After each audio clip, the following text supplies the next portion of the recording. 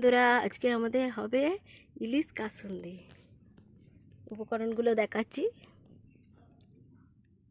হলুদ গুঁড়ো 1 চামচ, 4 থেকে 5টা লঙ্কা চেরা, আদা বাটা 1/2 চামচ, পেঁয়াজ বাটা একটা ছোট্ট, টমেটো কুচি একটা, আর 4 থেকে 5 পিস ইলিশ মাছ।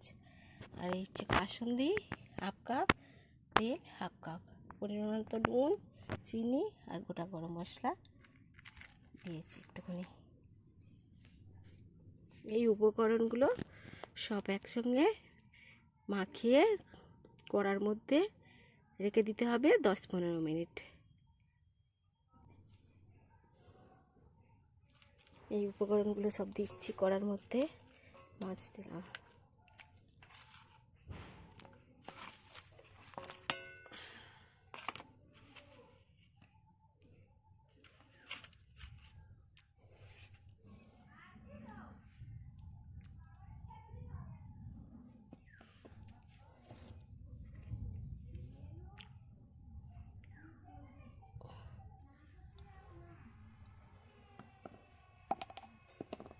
পরিমাণ মতো চিনি, নুন সব দিয়ে দিলাম।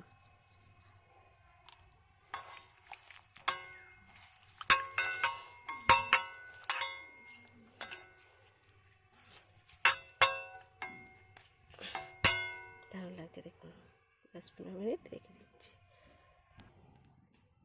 এবার উনুন জেলে হালকা আঁচে 15 মিনিট সিদ্ধ হতে দিতে হবে। উনুনে বসিয়ে দিলাম কড়াইটা, দেখতে পাচ্ছেন। এবার ঢেকে দেবো, হালকাভাবে জ্বলছে উনুনটা।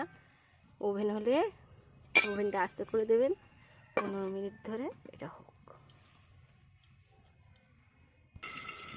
15 মিনিট হয়ে গেছে, দেখুন কি সুন্দর একটা কালার এসছে, মিষ্টি গন্ধ থাকছে।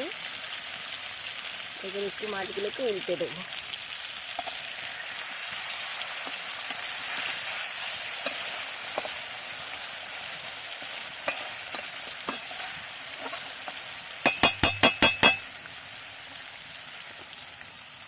আরও 1 মিনিট ঢেকে দিলাম।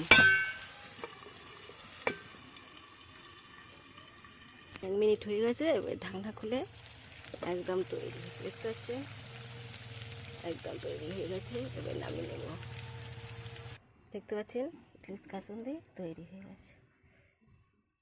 ইলিশ কাসুন্দি একদম রেডি। এবারে গরম গরম পরিবেশন করুন। ভিডিওটা ভালো লাগলে লাইক, শেয়ার, কমেন্ট, সাবস্ক্রাইব করুন।